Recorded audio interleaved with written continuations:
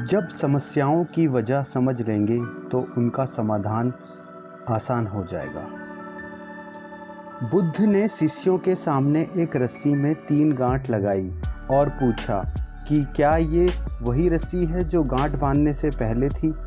गौतम बुद्ध की एक प्रचलित कथा के अनुसार एक दिन सुबह सुबह सभी शिष्य बुद्ध के प्रवचन सुनने के लिए एक साथ बैठे हुए थे। कुछ देर बाद बुद्ध अपने साथ एक रस्सी लेकर आए।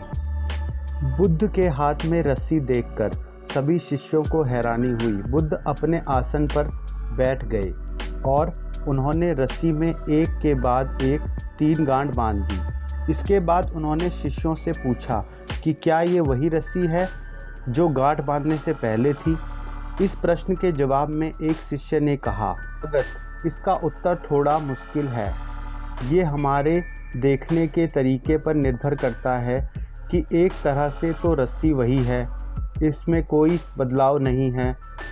एक अन्य शिष्य ने कहा कि अब इसमें 3 गांठें लग चुकी हैं जो कि पहले रस्सी में नहीं थी, इसे बदला हुआ भी कह सकते हैं। कुछ शिष्य ने कहा कि वास्तव में मूल रूप से रस्सी वही है लेकिन बदली हुई दिख रही है, लेकिन इसका मूल स्वरूप बदला नहीं है। शिष्यों की बात सुनकर बुद्ध ने कहा कि आप सभी सही बोल रहे हैं, अब मैं इन गांठों को खोल देता हूँ। ये बोलकर बुद्ध रस्सी के दोनों सिरों को खींचने लगे। बुद्ध ने पूछा कि क्या इस प्रकार रस्सी की गांठें खुल जाएंगी।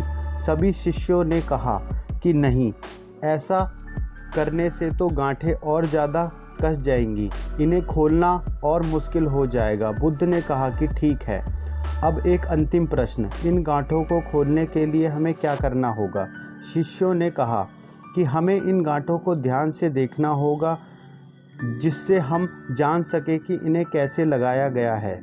इसके बाद हम गांठें आसानी से खोल सकते हैं। बुद्ध इस जवाब से संतुष्ट हो गए और उन्होंने कहा कि ये सही बात है, हम परेशानियों में फंसे रहते हैं और बिना कारण जाने ही उनका हल खोजने लगते हैं, जबकि हमें पहले समस्याओं के मूल को समझना चाहिए।